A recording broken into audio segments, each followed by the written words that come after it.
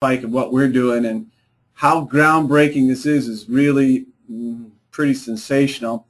We are going to talk about now one of an individual cases of pain relief and reduced viral load in HIV-associated sensory neuropathy using low-level laser therapy. Now, I don't know if we're going to have a little background on this. Let me talk a little bit maybe about this, and then we can open it up. But this case, let me open up Dr. Detmer here. This case came about, I think I have his picture in here, so let me show it to you.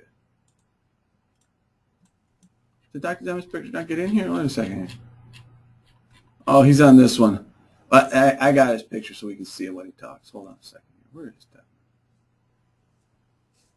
I'm here. I know, buddy.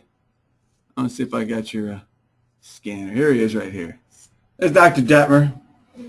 He was in the... I mean, what do you want, John? I can only do what I can do.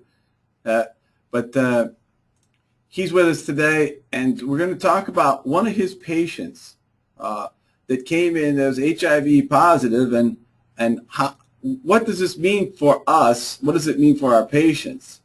So let's take a look here.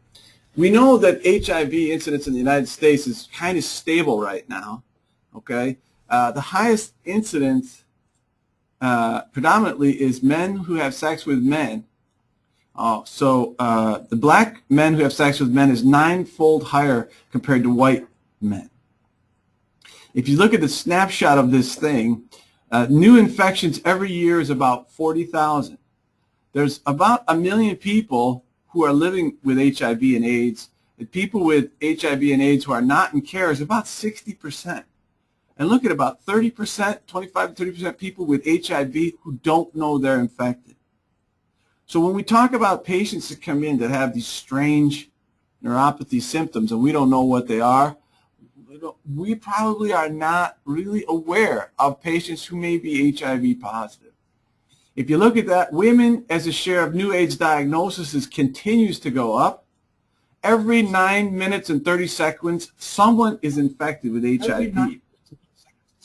Probably in the United States, I would say. This is hopefully it's not worldwide. I mean, hopefully it's not that rough. But really, if you look at new diagnosis of AIDS by race, African Americans, have predominantly been higher, but the percentage of whites has increased almost to 2-fold. And when you look at HIV cases among teen girls or younger women, it continues to the younger women continues to go up, and even as they get younger, even though males are still predominantly more. So this is growing in certain factors, but again, black men, Hispanic, Latinos are the highest. American Indians and whites are, is actually pretty stable. So when we talk about, before in 1985, it was men having sex with men. Right now, it's pretty much heterosexual or is catching up from 3% in the last 20 years to almost 31%. So when we talk about HIV-associated polyneuropathy as a common complication of HIV, this is the abstract now. This is not the full deal. We'll probably touch on this as you see the developments that are going to be coming down the pike here. The symptoms include paresthesia, numbness, and usually begin symmetrically in the lower extremity. Recent publications indicate that significant pain from HIV-associated sensory neuropathy affects approximately 40% of HIV-infected individuals treated with antiviral therapy. Okay, the prevalence of HIV sensory neuropathy, systemic polyneuropathy, has increased despite the widespread use of ART. Well, I mean, this is just a little background. The HIV virus affects the nerves and gives you neuropathy, and the ART, antiviral therapy, also gives you neuropathy, so I don't really know which one's worse. The burden of neuropathic pain is associated with unemployment, poor quality of life, and reduced ability to perform the daily activities. Dysfunction of small caliber nociceptive nerve fibers is thought to underlie the pain of HIV distal sensory polyneuropathy, and the loss of small fibers has been demonstrated in skin biopsies. This is by our friends in Johns Hopkins. We report Dr. Detmer's case of a 43-year-old woman with distal symmetrical neuropathy who experienced significant reduction in her neuropathic pain and a decrease in viral load after low-level laser therapy. Reduction in neuropathic pain was paralleled with increase in quantitative small fiber sensory testing and decrease in viral load to undetectable. Well, this really just doesn't happen, just to let you know. So we have a 43-year-old white non-Hispanic woman of 213 pounds with HIV infection of 25 years earlier. She presented in May of 2011 with sharpshooting, stabbing, numb, and tingling from the knees to the toes, which had started in 1992. She actually was paralyzed in 1992, could not walk. She had a very severe bout. This self-reported subjective peripheral neuropathy screen was 13 of 15. That's the same screen that we send out to you today. During the last 5 years, she was taking a tripla, this is her drug, or antiviral therapy, ART, once daily, and reported a 100% adherence to the medication regime.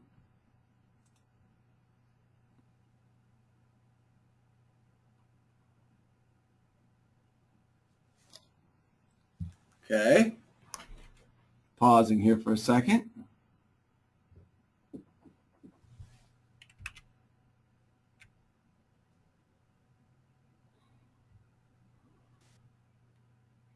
Okay. There we go. And other medications were prescribed for respiratory condition, high blood pressure, and amitriptyline for her nerve pain. Okay. Okay. Okay, let's just keep going. Initial examination revealed hyperalgesia and allodynia in the soles of both feet and decreased pinprick and cold sensation up the distal calves bilaterally. Otherwise was normal. Patient was asked to rate what percentage of the time do you have pain on 0, 25, 50, 75, 100% of the time, and to rate their pain on a 10-point scale of, say, mild, moderate, severe, extreme. All assessments performed once at baseline and at each follow-up visit, and the neurologic re-exam every 30 days. Laboratory tests revealed no evidence of diabetes, hypothyroidism, vitamin B deficiency, and we figured that she probably had a small fiber neuropathy. Preliminary treatment options was initiated using low-level laser therapy. The non-invasive low-level therapy is an emerging technology to help treat and control pain in the lower extremities. Research has shown that low-level laser irradiation can have a positive response for the tissue that exhibit microvascular compromise and become anoxic secondary to metabolic injury, resulting microvascular inflammation, oxidative injury, and mitochondrial dysfunction. After an initial treatment, the patient noted a 25% reduction in the percentage of time she had the neuropathy pain and a reduction of the intensity of the pain scale from severe to moderate. After the initial treatment, within 1 month or 16 treatments, her pain percentage of the day with pain was reduced 25 and 10% of the time, and the intensity of the pain was reduced to mild. She was greatly satisfied with her progress and continued to take the low-level laser care on a supportive basis, approximately 2 visits every month. No adverse reactions were described throughout the course of the light therapy. Now, when you look at the frequency of pain, meaning the percentage of time that she had pain, you can see that even after the initial treatment, she started to go down in her pain, a little flare-ups, and then back down again. So when we're looking at mid-July here, her pain was really significantly lower. Only 10% of the time during her intensive care here did she have this, percentage of time. And it reduced a little bit more as we went down like that. If you look at the percentage of time on a tendency level, her percentage of time that she had pain was going down significantly. This is a logistic type of regression of how much percentage of the pain did she have. So that was a significant reduction in the percentage of time that she did have pain. When you look at the intensity graph, or the intensity of her pain, of how it went down from extreme, severe, moderate, mild, she had a significant reduction. Well, I just say significant. It's clinically significant reduction in her pain. Here we are from May to July, okay? From May when she started, a significant reduction right off the bat. And then with each successive visit, she continued to go down to just having mild pain for over those initial 3 months of care. 2.5 months, 3 months of care. Neurological reevaluation revealed normal sensation to pinprick, pinwheel, and a marked improvement in cold heat sensation.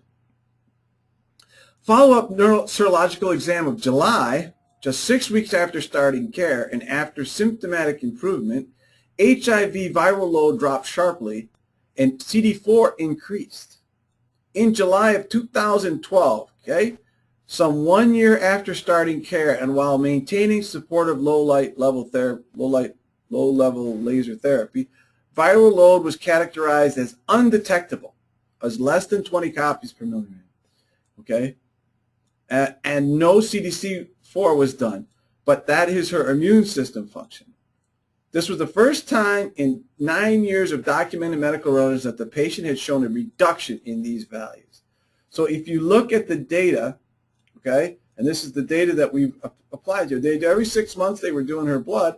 This is her viral load here, okay, these two figures. And it just keeps going down, down, down, until it was undetectable. And her CD4 was up. It has to be above 1,000. It's like the first time ever that her immune system, okay, this is how much virus that she has in her system, and this is how her immune system is reacting. It's getting stronger as the virus is getting weaker. Okay? Excuse me.